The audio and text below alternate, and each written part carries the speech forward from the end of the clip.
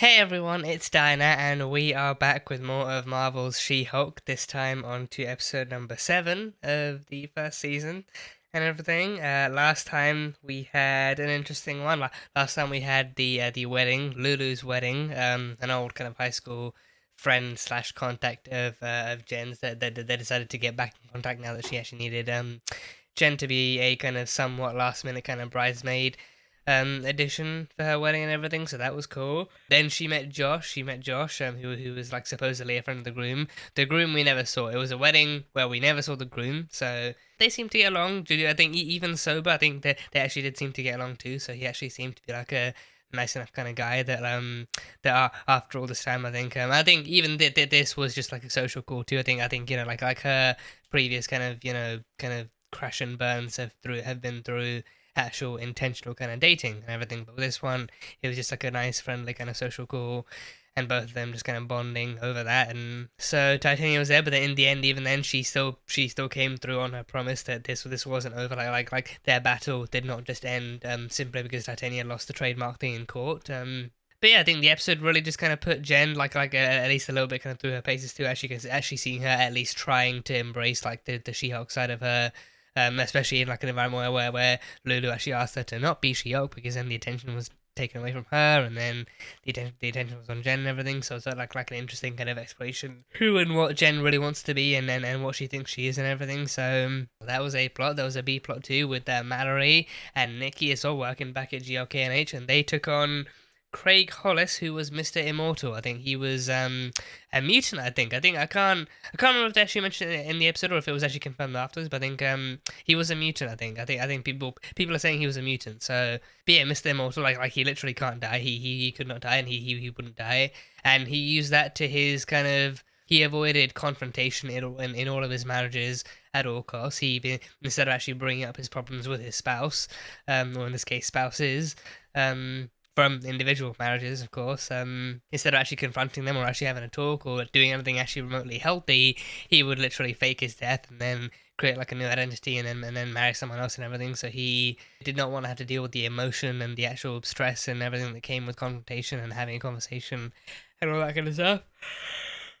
So, recording this quite late, quite late at night, if you couldn't already tell. So, Mallory and Nikki both came through, and they spent some time together and actually bonded and became friends, and who knows what else, and all that kind of stuff. So that was that. And then I think, and at the very end, I think they actually perused the same site that he actually ended up on, which was I think in Intelligentsia. They found out there's actually like a very specific section dedicated to She-Hulk hate and She-Hulk kind of death threats and trolling and all that kind of stuff. So Jen has like a very kind of avid kind of She-Hulk has a very avid fan base dedicated to hunting her down and doing awful shit to her. So, and I think has to be connected to the Wrecking Crew stuff too. So they did receive a message from Hulk King about like the new kind of phase of the new phase of the plan actually being ready to move forward and everything. And they're packing like a briefcase with a bigger needle and like more syringes and everything. So probably again to take two is actually like a bigger needle that can probably kind of help to pierce her skin or something. So,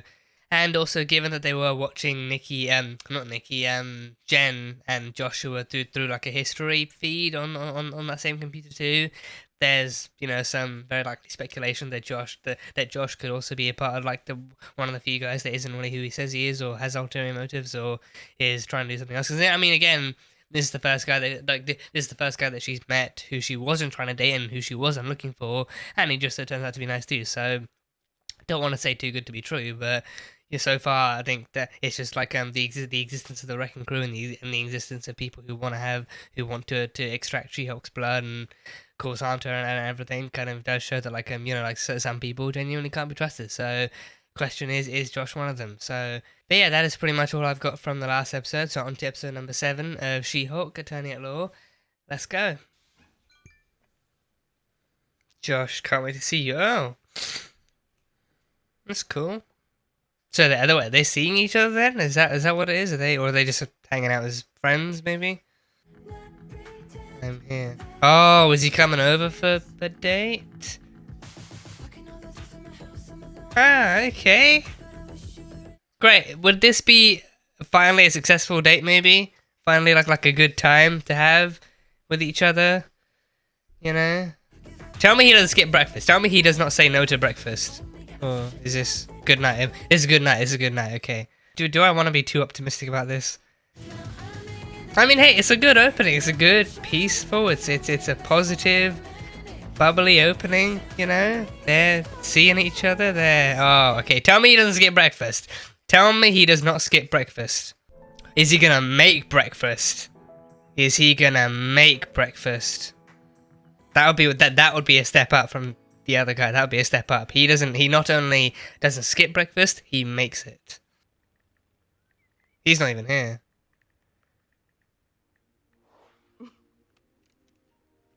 Weddings, funerals, job interviews, silent retreats. I hope he's at all of those today. All of those at once. Saturday? Oh. Wasn't it Thursday? Or was it... No, I think she said, what are you doing Thursday, I think she said. God, but it's already Saturday and she's eyeing that thing like a hawk. She could give Hawkeye a run for his money. And yoga. Oh god, yoga while watching the phone. Ah, Miss Piggy. Miss Piggy on Hulk. Gosh, Jen, this is unhealthy. This is... that's expensive, but... I mean, the new ones are actually stronger, right? Yeah. You have danced right on over to why I called. We don't have the resources for a squad of uniforms. So she has to go alone? So, I was Oh. hoping you'd meet me there. Oh, okay. You know. In case the abomination decides not So you want She-Hulk there to handle the abomination? The ICU would be much greater if I had a Hulk there with me. Ah. I'm not interrupting your weekend plans, am I? I mean, it's a Sunday. Do people really have plans on a Sunday? Besides from getting ready and being anxious for Monday?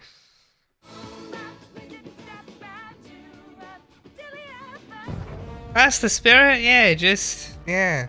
Take your mind off it. Do something else.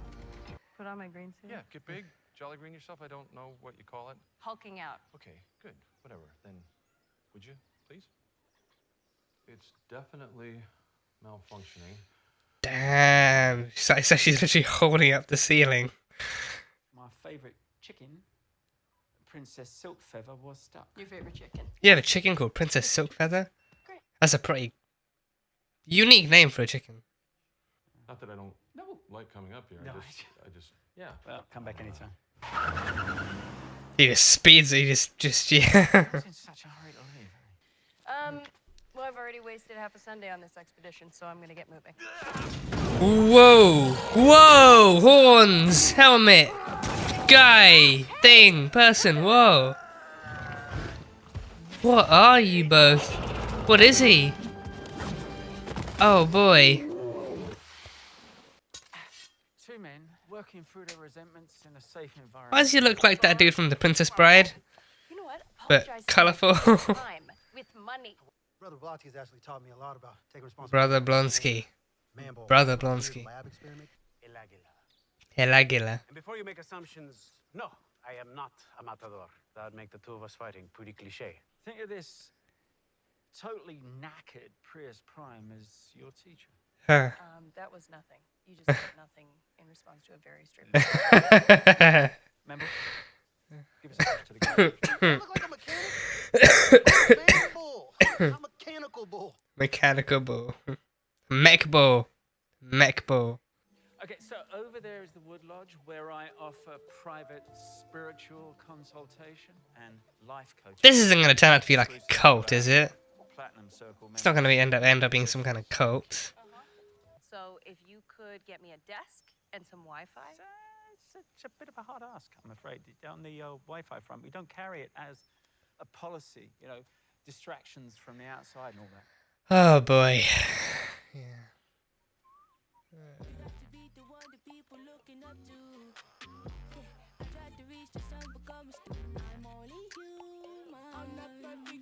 No service anywhere. Sissy, what if there isn't a, like, does he at least have a landline? Tell me he has a landline. If there is a genuine emergency that you need medical attention for or something for, who are you gonna call?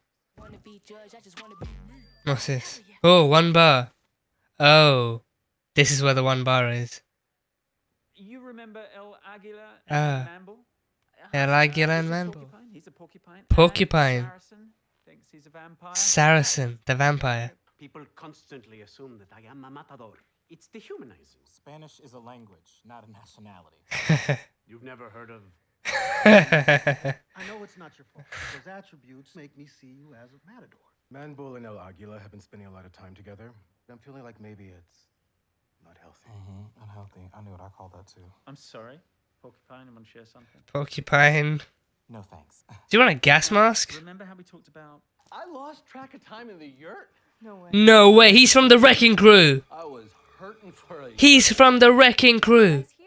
You Yeah. probably don't even remember who he is. No, he's from the Wrecking Crew. No, I don't care. We're doing it again. Yeah. Previously on this guy. Previously on this guy. Previously on this guy. Yeah. Yeah, it's him. I don't remember which one he is, but he is one of the Wrecking Crew.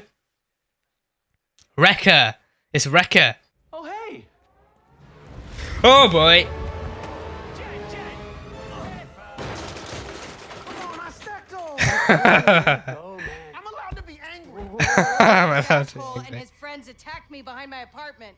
Real strength comes from facing yourself in the mirror and saying, hey, man, I'm gonna work on me. So did he leave the Wrecking Crew? Is he in here because of that now? Give me a false sense of power. Oh, Didn't boy, make he- me and my boys act like idiots, rolling up on you like we were some supervillains or something. Oh, you attacked a woman 4-1. You absolutely were super villains. I hear you, Jen. With magical tools too. Radical No less. accountability.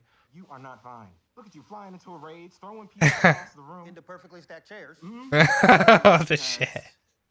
He's very proud of those chairs. He's very proud of those chairs. Annabelle? You want to get off your chest? Nope. I met a guy, Josh, at a wedding. No, story time. We Story went on time. 2 dates and I thought it was going great. Made love. First off, ew. No, when we slept It together. wasn't that intimate. Well, I don't know if it was that intimate. Are you two married? Come on. Codependency. Yeah, actually, could you switch seats with someone? Starting to feel just a little Oh gosh. That was fun. I can't stop smiling. Oh my Yikes. I Yikes. can't stop smiling. It is thirsty and a cliche. Is that not a nice thing to hear? Cliche. Oh, no, Bottom line, you said game on, and he didn't respond. Okay, that's not exactly the last thing I texted him. I'm sorry, what? Well, Wait. just now because I was so worried. I hadn't heard from him in so long. For all I knew, he was in a ditch somewhere. What did you do? What did you do? What did you say, Jen? Blushing smile emoji. Oh, blushing smile. Okay. Would you do that? I don't know. I was Not even records. You're like, oh no. You were ghosted. Or he wanted your blood. No, not that. Man, stop talking about blood. Not everybody's your dad. Don't talk about my dad. Hermano, Hey, let's not be going there now. Let's not. Do you want to jump to that conclusion? Since it's a very real possibility too. You know, in high school, that friend that you have that's like, like, cooler than you are, like more attractive and athletic, and they get all the attention from everyone. Hello.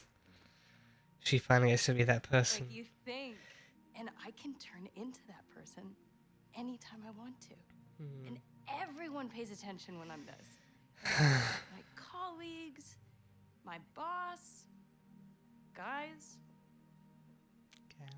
But would they like me if I didn't have all of this? Like if I was just Jen? Would the same guys who like She-Hulk stick around for Jen because You've been Jen for all the years you weren't She-Hulk. I don't? And that sucks. So like I meet this guy who actually likes Jen, and that just felt good to know that, you know? And then he ghosts me and it sucks. All right, screw this guy. Where does he live? Let's Oh, get it out. oh Jesus. Okay, wow. They're all ready to protect Jen Josh has made an enemy of to get revenge for Jen. tonight. Whoa! Lightning sword. About using bioelectricity in group. Bioelectricity. Let's go find this Yo, El Aguila, you're fucking badass. No, wait, guys, wait. And all we can offer her is violence? Damn, this came from the Wrecker. This is coming from fucking Wrecker. Maybe this Josh thing hurt so much because you haven't been spending enough time with Jen. And that's a shame. Because I bet Jen is pretty damn great. Yeah. And tasty. Oh. Damn it, went off the rails. Somebody bail me out. Maybe this Josh is the guy who likes Jim Walters. Stop using She-Hulk as a protective shield and trust us with Jen. That's a really beautiful sentiment. That's such a lovely sentiment. Let's do it. Let's see Jen. Let's see Jennifer Walters, our girl, Jennifer Walters. There she is, our little cutie pie.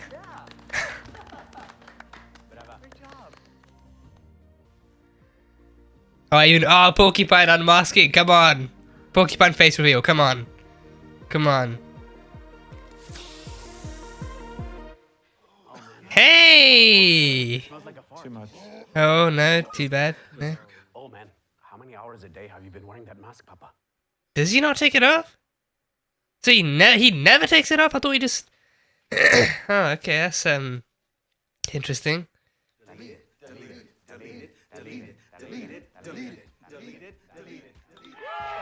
Hey, or delete the... Did she delete the contact? Yeah, he ghosts her, she just deletes him. Whoa, jeez. How hot is it in there?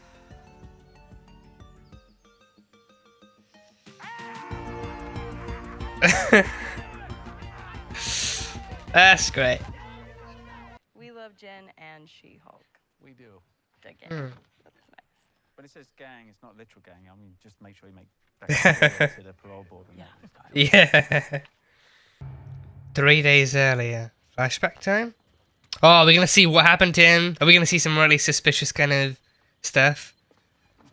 Oh no, this is when they slept together. Did he take something from her? Did he take her blood? Joshinson. No, he's cloning her phone. He's cloning her phone. What's he cloning her phone for? Taking a photo. Okay, that's fucked up. That's a lot more fucked up than I was expecting. A little bit more than the blood. Wait. He got the blood? Or is he taking some kind of DNA sample post-coitus or something? That's the... I mean, that alone is still fucked up. I mean, like a picture of her, just, you know, that kind of open and vulnerable. That's fucked up. Don't like that. Yeah, damn, and I think that was to the Hulk King too, so he's working with them, of course. I mean, look, again, we weren't meant to expect that much. I mean, again, best case scenario, he just also wasn't interested in her after a while. Worst case scenario, he was working with them and then was actively taking stuff. So yeah, Josh, you fuckwit. The truth about Josh. The truth about Joshua Joshinson. Finally revealed. So this one kind of being that much more sinister because again, this wasn't someone she ever tried to meet. I think it does kind of beg the question as to how it then happened too, because then they would still need like an actual kind of like a slightly more kind of intimate kind of knowledge of actually where she is and where she's going to, because then how would they know she was going to Lulu's wedding? How would she know when? Like how would she know that she's attending at all? And everything, you know, I think that's like that is knowledge that they would need to have in order to actually plant Josh there to meet him and then to get the ball rolling and then spend time and then, I mean, that alone too, that is just Josh seemingly to kind of had no regrets either, like he kind of laughed it off and he just happily and positively sent a message kind of, you know, confirming that the kind of the DNA sample they needed had been taken and everything, so maybe if Jen and Lulu were actually still friends through social media, maybe, and then they kind of like put two and two together and actually thought that like any contact between Jen and Lulu online could have then been, you know, intercepted to actually kind of like interpret the fact that Lulu's wedding is coming up and then Jen's an old high school friend, so chances are she might be there. So then if she is, then wouldn't hurt to put someone there, just in case, and everything. So that's just puts the most dampener on the opening possible. Like that ending alone just puts the most dampener on the opening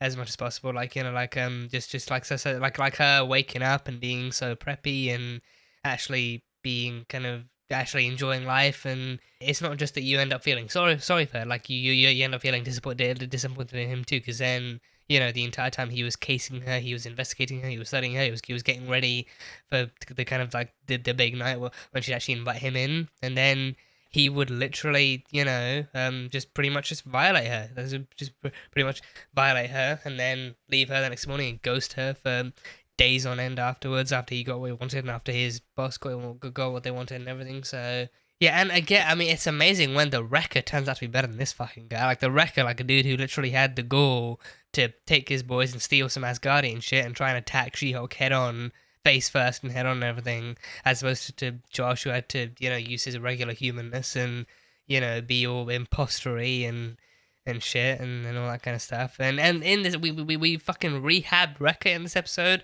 and then we had the Josh reveal that he was actually just like a manipulative, blood-stealing kind of arsehole and everything. So now that they actually do have a blood, thanks to Josh, I think now we do kind of have to see, maybe there is no more Wrecking Crew stuff, but then, I don't know, but we still have to see the actual other kind of science, like the bad guy science stuff actually coming further, but like progressing further and further along now they have a blood. So then maybe like a new creature will rise, or like a new kind of threat will kind of rise or something. So I'm really curious what he's going to do with that photo too, because I mean, in those kinds of in these kinds of stories, like in those kind of scenes, they usually take pictures of the body afterwards to actually kind of as confirmation that the deed has been done. But I think that even then, I think with that one, usually it's with killing. I think usually it's with like when hitmen and like contract killers actually kind of get given like a job and they complete the job, but then they have to actually like take a photo of the dead body and send it to the actual contractor.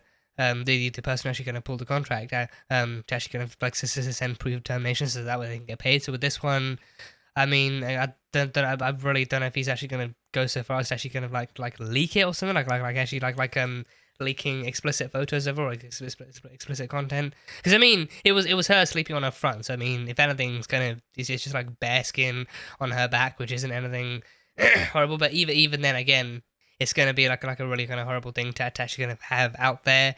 Anyway, to be honest, it's going to be a picture of her sleeping as well. It's going to be a picture of her sleeping, her being that vulnerable and that kind of open and everything. And it's going to be just like horrifying for her to have to deal with, and horrifying for others to, you know, have to deal with as well. So hoping we don't see it plastered across the internet or plastered across some kind of big giant screen or anything, because that is the last fucking thing we need. Then it will just go even further to prove just how much of an asshole Josh is. So, and then of course we had Blonsky and his wellness retreat, I guess you'd call it, like a wellness retreat, like a wellness kind of thingy-mabobbly. Yeah, it was cool. That was cool. I think I liked that. I really did like that. I think, again, honestly, off the top of my head, I'd say it's one of the few times we've seen an MCU character. I think especially like in the new one, because I think we saw it in the Falcon and Winter Soldier. Like, I think we saw it in the Falcon and Winter Soldier, and I think when we saw it in that, we were like, oh yeah, finally, Bucky's getting therapy because it's what he really needs and everything. And then he was, and then it was actually ever so slightly helping him. But then, yeah, but I think even with that one too, he was like that was actually helping him unlearn and to process like years and decades worth of trauma and all that kind of stuff, from like murdering and killing and assassinating and all that kind of stuff. So it was needed, but then that was arguably much darker, and just like actually seeing him go through like a whole different process of actually being the Winter Soldier and everything. But with this one, you know, it was argued that this one was so much more kind of freeing and spiritual in some sense, and so much more positive, and so much more kind of, you know, kind of existential and all that kind of stuff. And it was spiritual, like it was very intentionally spiritual as per Blonsky's design and everything, and that was just something else. There was also Porcupine, I believe, and again, I'm gonna be honest, I was fully prepared to believe that he was an actual humanoid porcupine, like he was maybe like a hybrid thing, maybe like an actual cross kind of genetic kind of mix between a human and a porcupine, because that could exist. I think, you know, because then in my mind I was thinking, well, we have a talking raccoon in this universe, so why the fuck not a talking porcupine? Like, why not? Beings come in all shapes and sizes. Beings literally come in all shapes and sizes. That is the existential motto of the MCU now. Beings come in all shapes and sizes and colors and voices and everything else. But no, it's just a guy who for some reason is dressed up in a porcupine suit. So there's him. And I think it wasn't until like an actual few lines in, and also once they even mentioned it too, like they even actually asked him about unmasking and everything, that I then realized that, oh, he's actually wearing a mask and it's actually a man, an actual human kind of under there and everything. So that was a surprise. But then he also he never, I think the implication after he took his mask off then being that he actually never takes it off, because then his face was kind of blistered and kind of and stuff, and I thought, you know, like he doesn't even at least wash his face, like, or something. Like he took the mask off, and they literally said like, oh, the smell was a bit overwhelming, so, I'm pretty sure he wears like a gas mask of some kind, of some design too. So don't know exactly what he's filtering in or out, but he does that. So yeah, he just wears a porcupine costume with the mask, and he just never takes it off. Like if he at least took it off to clean and stuff, like to clean himself in the suit, then that would make more sense. But he just never takes it off, and he just just when he does unmask, just everyone suffers and everything. So. And then finally, I think his name was Saracen or Saracen, the vampire, the guy who thinks he's a vampire and everything. We didn't see teeth. I was kind of hoping we'd see fangs. Like maybe he'd put I was kind of hoping like maybe just like he'd actually kind of hide behind his hands and pop them in and then come out with them, or maybe he just have like little kind of glued ones on top or something. But I don't know. We never saw fangs. Like no fangs. It's like one reference towards like drinking blood. Like I hear like him subtly kind of making like a remark about drinking Jen's blood and everything, but then.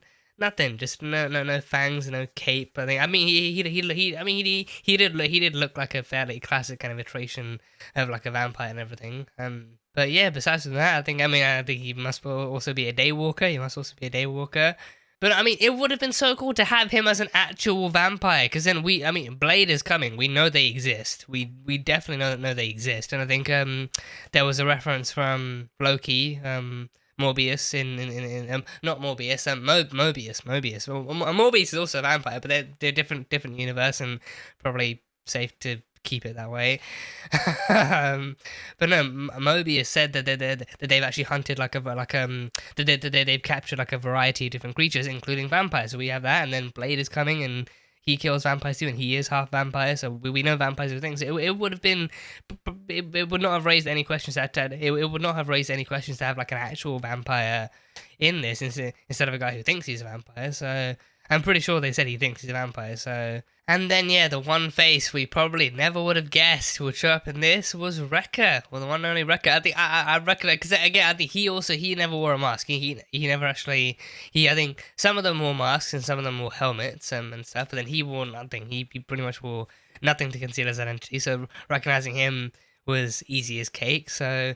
As soon as he walked in, I was like, "Hey, yo, that dude's Wrecker from the Wrecking Crew." And I didn't know he was Wrecker, but I think I knew like that guy's from the Wrecking Crew. And then even Jen playing into two, like, "Oh, you probably don't know, you probably don't even remember who he is because he was on here so long ago." But let's do a previously on this guy. Hey, so previously on this guy, and then a flashback to the actual ending scene. But yeah, he came through, he came back, and he was looking to rehabilitate himself. He was looking to rehabilitate, and then of course once he realized that Jen was there, he was there to reconcile. He was there to reconcile and to make amends and to be better and everything. So do I think it would have been cool to see the Wrecking Crew fully fleshed out and actually being their own little kind of supervillain kind of team or something? Sure, it would have been cool, but I think with this one too, I feel like it's just like a it's a pretty funky way to go with them. It's just a funky way to go, and I think it fits in with what they were trying to tell. So I mean, from what I know in the game too, I think even the actual Wrecking Crew were actually still they were criminals too. I think not to say that these guys didn't commit a crime or they haven't committed crimes before, but then I think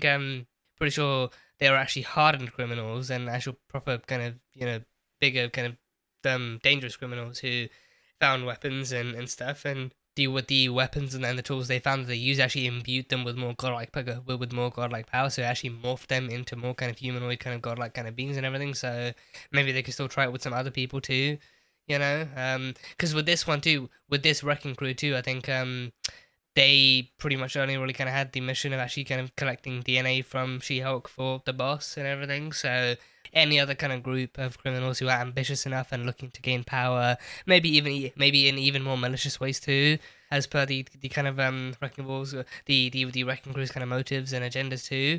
Maybe another group can easily pick it up too. So then, because I mean.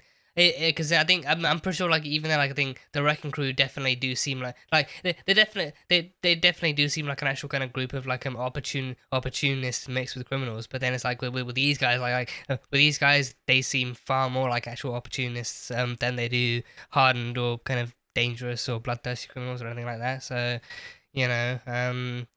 it feels like maybe like these guys were trying to be it, but then they ended up actually really not being like cut out for or anything. So there was that. So I think down the line, some other kind of guys who are ambitious enough and dangerous enough to attempt to wield the power of the gods and whatever could easily try and do the same thing. And then that's when we actually get the Wrecking Crew who actually sticks around and does the thing and gets the job done and all that kind of stuff. So I guess we'll see. But yeah, so yeah, we had Jen in therapy. We had Jen in what effectively felt like therapy. Her opening up and sharing herself and being open, especially about the whole Josh situation too, like about the Josh situation, and then of course about her own Jen situation. So yeah, I think her actually telling them about the Josh thing was interesting. Like them kind of like them just kind of being aware and being kind of like actual just being aware of like all the different kind of meanings and the hidden kind of signals, and be like, oh girl, you got ghosted, and everything. Even actually just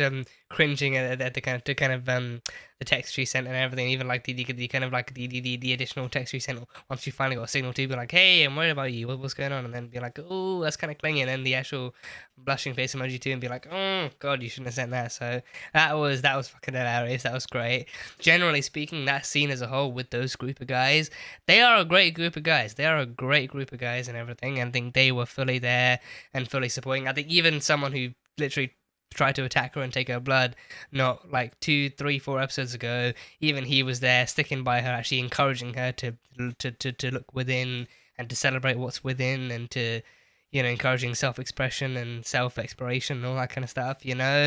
That's fucking beautiful. That shit is fucking beautiful. If you don't love that, I don't know what's wrong with you. But now that she's She-Hulk, people care about her, but then people only really care about She-Hulk, so then it's hard to kind of gauge who's really interested in her and who's only there for She-Hulk. And then even then, her being She-Hulk, she doesn't fully feel like that's who she is, but then that's just someone who she gets to be. It's not like that's even like a version of Jen. It's just like her actually being able to put on about her confidence as She-Hulk, because then people are fascinated and wooed and attracted to She-Hulk and attracted to her in all sorts of different ways and everything. But then that attraction soon turns sour when she then finds out exactly what the attraction is, why it's there, and how long it'll last, and what people are willing to do to actually kind of get close to her and all that kind of stuff and everything. So actually kind of still being vulnerable as She-Hulk, and still actually actually still not being or feeling like her true self. Like that whole kind of scene, her whole monologue and everything else was just beautiful. And Rekka himself actually being the one to say like, Jen, we think the Jen is pretty great, and we actually want to spend more time with Jen, and to kind of fixated on being She-Hulk, because then that's what's going to get you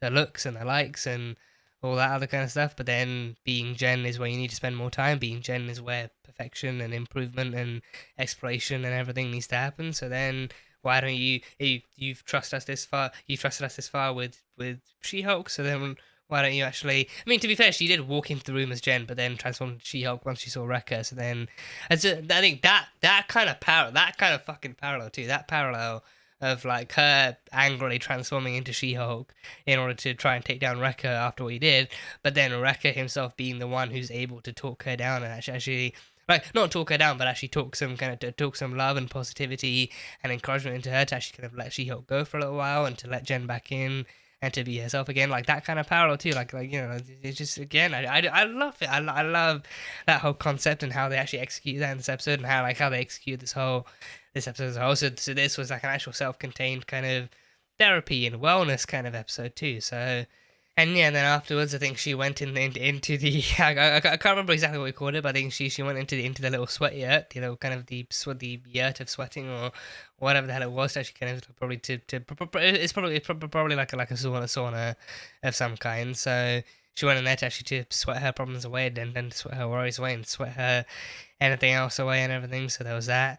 Yeah, she came out with the thumbs up and everything, and then her little curl and everything that came out. So that was cool. And then yeah, the other guys actually literally celebrating her newfound kind of exit out into the world and having sweated everything away and celebrating her first time in the sweat year and actually kind of spending time in there and focusing, and then coming out like a newly kind of condensated, is that the right word to use here?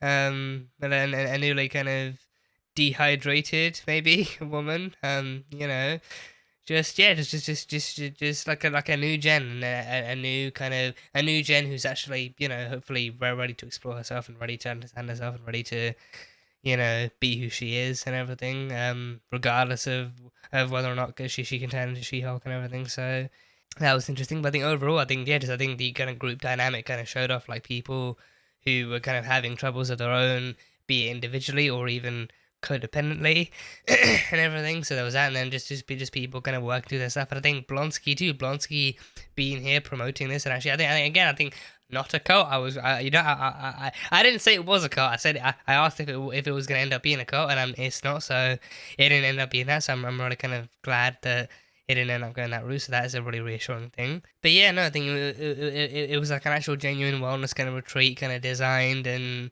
executed by Blonsky to actually help people rehabilitate, to help people kind of explore themselves and their thoughts, and to actually reevaluate who they are and what they want, and to reconcile for what they've done in the past too. So, I mean, there was really no word on whether or not the other guys were actually criminals, or if they'd actually done something bad in their past, or if they'd actually done something illegal, or anything like that. But either way, I think they had problems, and they went to Blonsky, and then Blonsky took them in, and he actually kind of, showed them a better way, and then allowed them to talk and to, get their feelings out and everything. So Blonsky is out here helping people. He's helping people. He's rehabilitating them. He's, therapizing. Is that a word?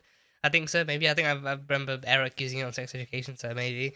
So he's out here just kind of he's counseling people. At least he's counseling people. He's actually helping them, to actually look inward and to identify the issues and to solve them and to do so in a healthy way. So Blonsky himself is the master of rehabilitation. So yeah, he's he's smashing problems without smashing his abomination. So like they established from the get-go that she would not have any other kind of alter ego or alter identity or any kind of anger issues in that way, similar to Bruce from the get-go. So she had complete control over who she was and what she did and her own strength and everything. So that was the first interesting thing. But then I think following on from that too, I think it was actually the kind of reveal of her being She-Hulk to the world and how that affected her and how that kind of changed her life and the trajectory and all the new opportunities she got, but then all the other downfalls that she faced over time too, and how that affected her and how that kind of changed her as a person. So I think with this one, this episode finally allows her to actually kind of look inward and to see what she wants and to see who she is and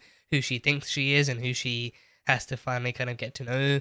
It was a very good episode in that regard too. So I think in that sense too, I feel like it's actually, because I think Bruce, we haven't had Bruce really we haven't really kind of had seen or heard about Bruce getting any kind of therapy. I think the island that he was on may well have been his only kind of form of solitude and peace and everything that he could resort to, and he could actually kind of work out there. I think maybe kind of in those definitely in those 5 years that he struggle to bond with the Hulk and everything. I think he may well have actually kind of used that island to actually kind of meditate or to practice or to discover spirituality and everything. So, or to actually use his behavioral kind of dialectic kind of therapy stuff that he mentioned and everything. So there was that. So I think besides from that, I think we haven't really kind of had him going to any kind of support groups or going to any kind of therapist in general. If it hasn't happened, then it definitely would have been cool to see Bruce getting that thing. I think with Bruce too, I think with his kind of years of trauma, both in childhood and in his adulthood too, because of all the stuff going on as a Hulk, I think it definitely kind of would have been that much more beneficial to actually see him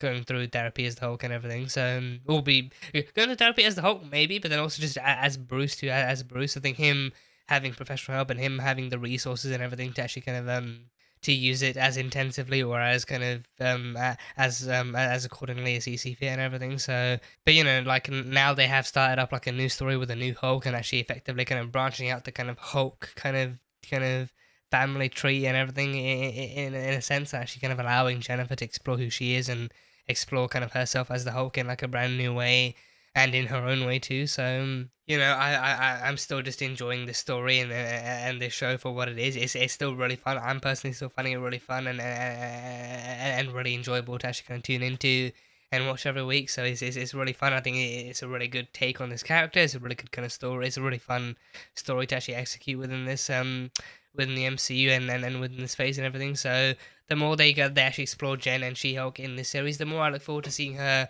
in interacting with herself in the future and also interacting with other characters in the future too. So, and again, I mean, there's a certain someone we're kind of half expecting to actually show up in this as of yet as well. So seeing how she interacts with him will also be a really cool and really fun thing, and seeing him back will be really fun. So if and when the time comes, the time will come. So we shall see exactly what the future holds for us. But yeah, I think for now that might be. I think this also definitely kind of felt like a very, very self-contained kind of episode. No cases being explored here. Just the case of Jennifer Walters. The case of Jennifer Walters and who she is and who she wants to be and how she feels and all that kind of stuff. So yeah, for now though, that is it. That is definitely it. So all my kind of initial thoughts and everything out of the way. So yeah, that was She-Hulk season 1, episode 7. So thank you guys, as always, so much for being here and for watching this video.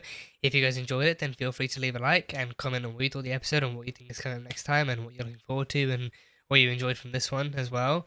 For those interested, full-length reaction will be available over on Patreon, so you can go check that over there. And yeah, that is pretty much it. So until next time, bye bye for now.